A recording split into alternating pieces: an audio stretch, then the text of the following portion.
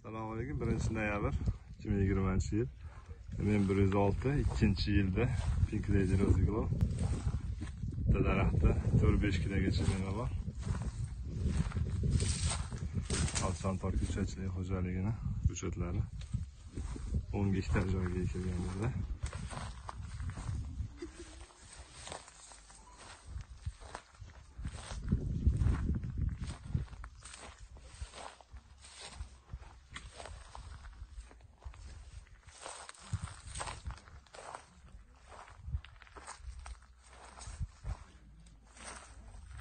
Biri 4 metrga, biri 6 qilib ekilgan.